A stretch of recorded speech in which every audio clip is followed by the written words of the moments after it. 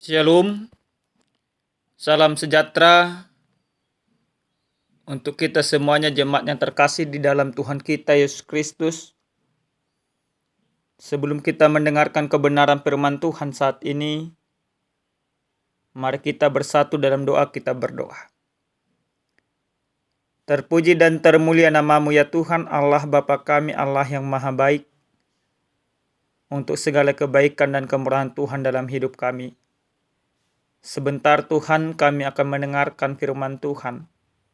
Biarlah kiranya Tuhan mengurapi kami sehingga kami mengerti firman-Mu. Dalam nama Yesus kami berdoa. Amin.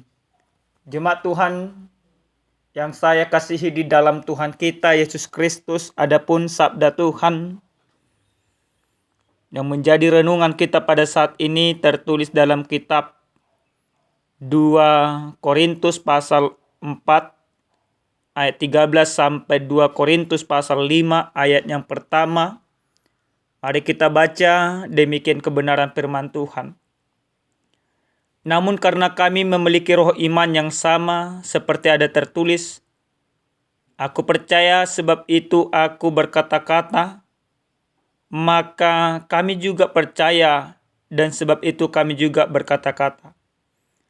Karena kami tahu bahwa Ia yang telah membangkitkan Tuhan Yesus akan membangkitkan kami juga bersama-sama dengan Yesus. Dan Ia akan menghadapkan kami bersama-sama dengan kamu kepada dirinya. Sebab semuanya itu terjadi oleh karena kamu, supaya kasih karunia yang semakin besar berhubung dengan semakin banyaknya orang yang menjadi percaya, menyebabkan semakin melimpahnya ucapan syukur bagi kemuliaan Allah. Sebab itu kami tidak tawar hati, tetapi meskipun manusia lahiriah kami semakin merosot, namun manusia batinnya kami dibaharui dari sehari ke sehari. Sebab penderitaan ringan yang sekarang ini mengerjakan bagi kami kemuliaan kekal yang melebihi segala-galanya, jauh lebih besar daripada penderitaan kami. Sebab kami tidak memperhatikan yang kelihatan, melainkan yang tak kelihatan. Karena yang kelihatan adalah sementara, sedangkan yang tak kelihatan adalah kekal. Karena kami tahu bahwa jika kemah tempat kediaman kita di bumi ini dibongkar, Allah telah menyediakan suatu tempat kediaman di surga bagi kita, suatu tempat kediaman yang kekal, yang tidak dibuat oleh tangan manusia. Demikian pembacaan kebenaran firman Tuhan. Jemaat Tuhan yang terkasih di dalam Tuhan kita Yesus Kristus, sesungguhnya antara orang yang percaya kepada Yesus Kristus dengan orang yang tidak percaya harus benar-benar kelihatan di dalam jalan menjalani kehidupannya. Artinya seperti apa? Orang yang percaya kepada Yesus Kristus, dia akan menjalani seluruh kehidupannya mengandalkan iman semata.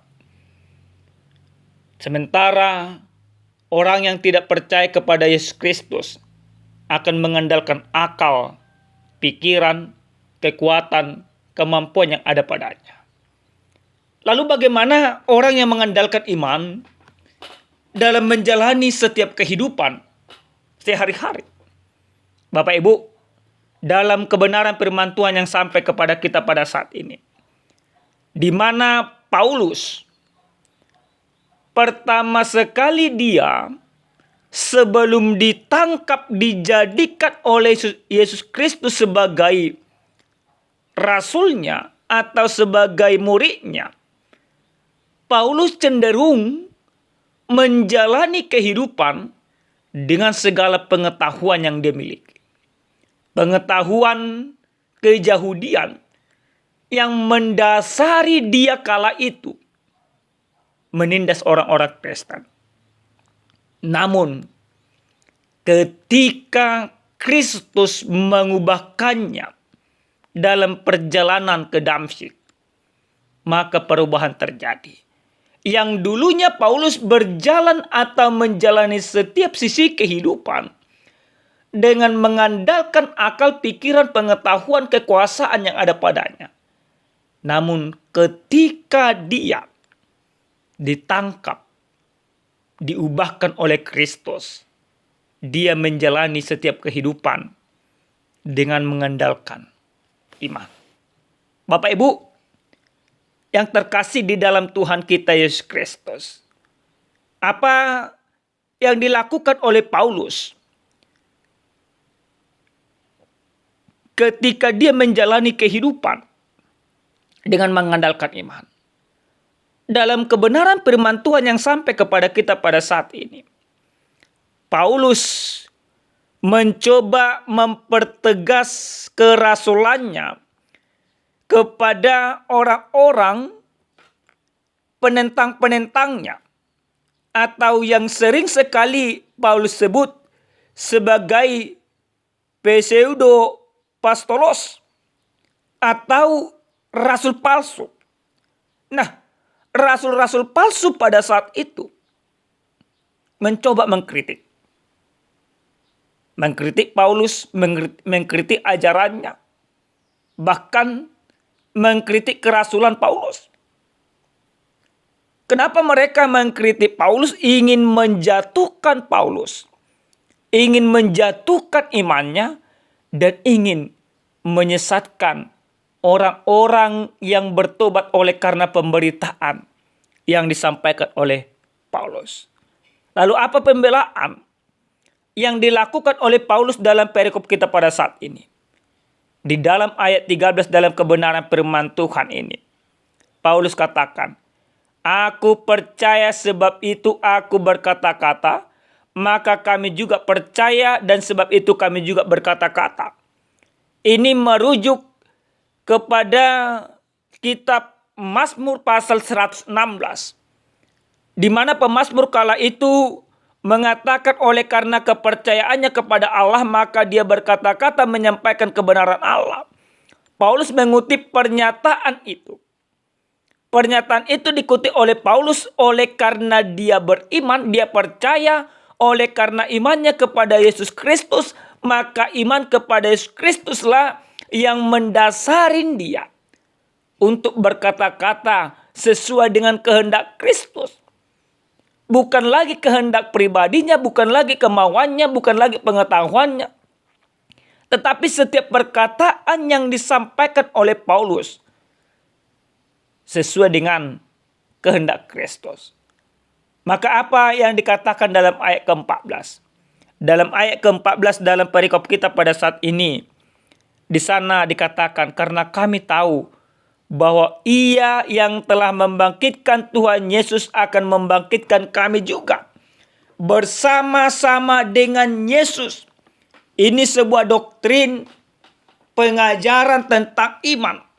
Paulus percaya dengan iman yang teguh, dia katakan bahwa Allah yang membangkitkan Kristus dari kematian, maka Allah yang sama juga akan membangkitkan orang-orang percaya oleh karena imannya kepada Yesus Kristus. Maka keberimanan kepada Yesus Kristus, buahnya adalah keselamatan. Keselamatan ini pembuktian bahwa orang-orang yang percaya kepada Yesus Kristus itu akan memperoleh kebangkitan. Artinya kebangkitan di dalam keberimanan, di dalam kekekalan. Nah, Bapak Ibu yang dikasihi oleh Tuhan kita Yesus Kristus, dalam ayat yang ke-15 perikop kita pada saat ini dikatakan juga, "Sebab semuanya itu terjadi oleh karena kamu, supaya kasih karunia yang semakin besar berhubung dengan semakin banyaknya yang menjadi percaya, menyebabkan semakin melimpahnya ucapan syukur bagi kemuliaan Allah." Dalam ayat ke-16 diajak supaya tidak tawar hati, meskipun manusia lahiria semakin merosot, badan semakin lemah, tubuh semakin tua, kekuatan semakin habis secara jasmani.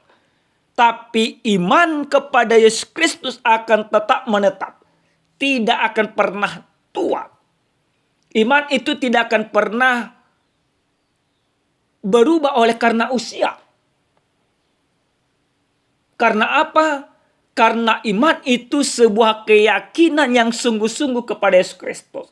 Artinya usia tidak akan mempengaruhi iman yang ada di dalam kehidupan orang-orang percaya. Bapak Ibu yang dikasihi oleh Tuhan kita Yesus Kristus. Tentu ketika Paulus menyampaikan pembelaan tentang keberimanannya kepada orang-orang atau kepada rasul-rasul palsu, ada banyak tantangan yang diterima.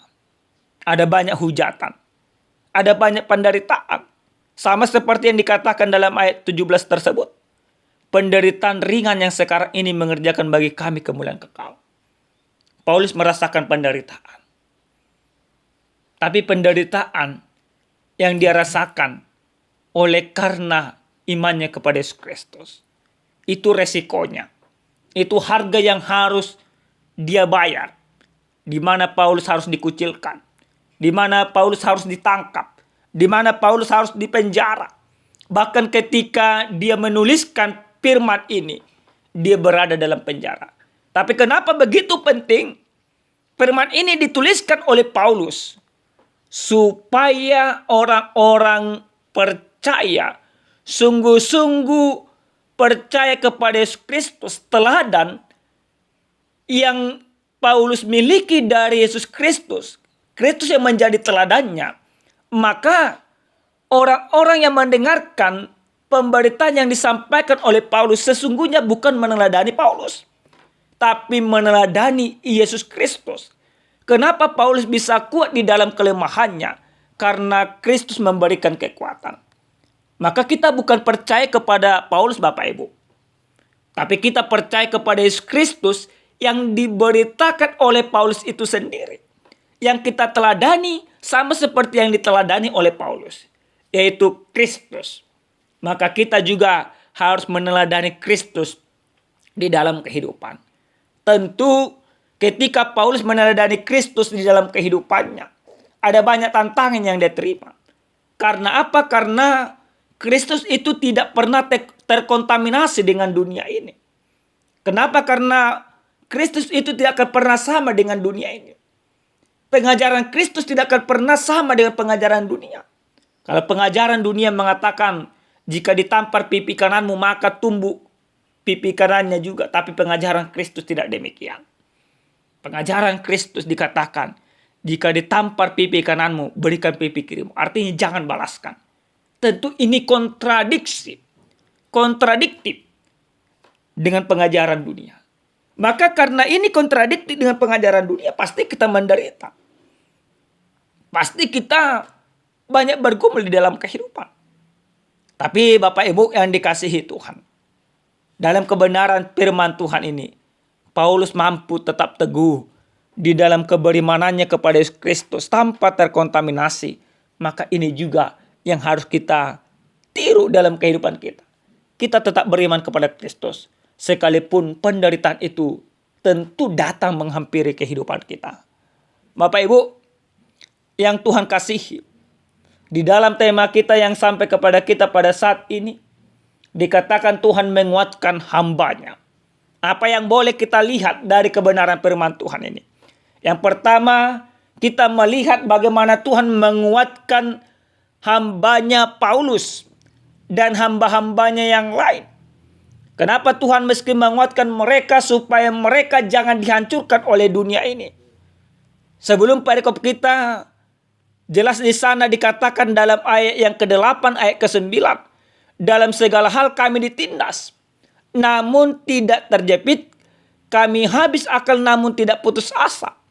Kami dianiaya namun tidak ditinggalkan sendirian. Kami dihempaskan namun tidak binasa. Maka ketika kita hidup oleh karena iman kepada Yesus Kristus, Kristus akan memberikan kekuatan kepada kita. Kristus tidak akan pernah membuat kita mati konyol lagi Bapak Ibu. Ketika dunia ini berusaha merongrong kita, ketika dunia ini berusaha menghancurkan kita, ketika dunia ini berusaha menghimpit kita, tapi Kristus akan tetap memampukan kita untuk berdiri dalam kebenarannya.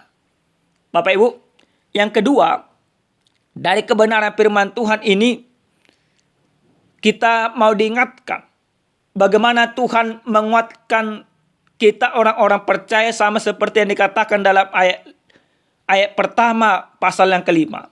Dikatakan di sana, karena kami tahu bahwa jika kemah tempat kediaman kami ini dibongkar, Allah telah menyediakan suatu tempat kediaman di surga bagi kita.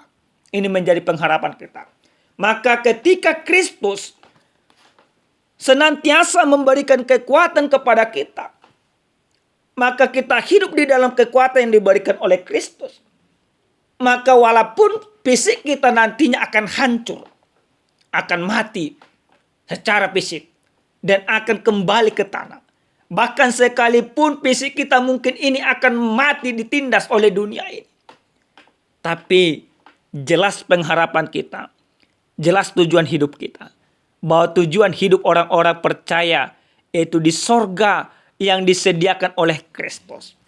Maka Bapak Ibu, tujuan hidup kita supaya tetap kuat di dalam Tuhan, yaitu jelas di sana, jelas yang kita nantikan, jelas yang disediakan oleh Kristus bagi kita, yaitu sorga.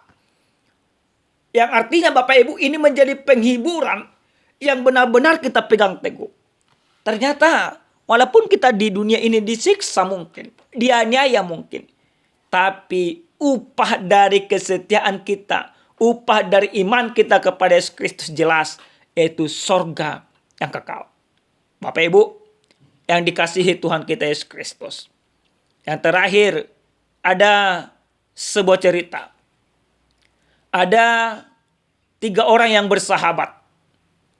Ketika mereka bersahabat dari masa kecil, maka 2 orang sahabatnya ini bekerja di sebuah perusahaan di luar kota. Mereka sukses di sana. Maka mereka mengajak sahabatnya yang tinggal di kampung ini untuk bekerja bersama dengan mereka. Mereka mengajaknya dan pergi mereka bekerja bersama di sebuah perusahaan itu. Namun apa yang terjadi? Dia melihat orang yang baru diajaknya ini melihat kawan-kawannya ini melakukan hal yang tidak benar. Sehingga mereka kaya, punya mobil mewah dan lain sebagainya. Namun kedua kawannya ini mengajak untuk melakukan hal yang sama. Supaya bisa mengubah kehidupannya. Supaya dia bisa juga kaya seperti mereka. Kedua sahabat ini berpikir untuk mengubah kehidupan, mengubah perekonomian. Maka halalkan segala cara. Namun apa yang terjadi Bapak Ibu? Sahabat yang terakhir yang diajak pergi ke perusahaan ini pulang. Dia memilih resign dari perusahaan tersebut. Dia kembali ke kampung, berusaha di kampung. Mengerjakan segala sesuatu di kampung. Lalu kedua sahabatnya mengatakan dia itu bodoh. Dia itu konyol. Dia itu tidak akan pernah bisa kaya. Tapi apa yang dikatakan kawannya di kampung ini? Lebih baik aku miskin oleh karena kebenaran daripada aku kaya oleh karena ketidakadilan, oleh karena keserakahan. Dan yang terjadi memang si 2 kaya ini tetap menjadi kaya. Si miskin ini hidupnya tidak terlalu miskin, tapi hidupnya berjalan di dalam kebenaran. Nah Bapak Ibu yang dikasihi Tuhan, ketika kita berjalan dengan iman, ketika kita berjalan mengandalkan perlindungan Tuhan, maka kita tidak akan pernah terkontaminasi. Orang yang berjalan di dalam iman seperti yang dilakukan oleh Paulus, maka dia memiliki keadilan walaupun dia harus miskin. Meninggalkan kekayaan yang menyesatkan. Bahkan orang yang berjalan dengan iman, dia tidak akan terkontaminasi oleh godaan-godaan dunia ini. Amin. Kita bersatu di dalam doa. Terima kasih Tuhan kami, Tuhan yang maha baik, untuk firman Tuhan yang sudah kami dengarkan. Biarkanlah Tuhan kami senantiasa hidup di dalam iman kami, hidup di dalam kebenaran. Dan ajar kami supaya kami senantiasa berjalan dengan iman, bukan dengan dunia ini. Terima kasih Bapa. Dalam nama Yesus kami berdoa dan bersyukur. Amin. Salam sejahtera Bapak Ibu, salam sehat, Tuhan Yesus memberkati.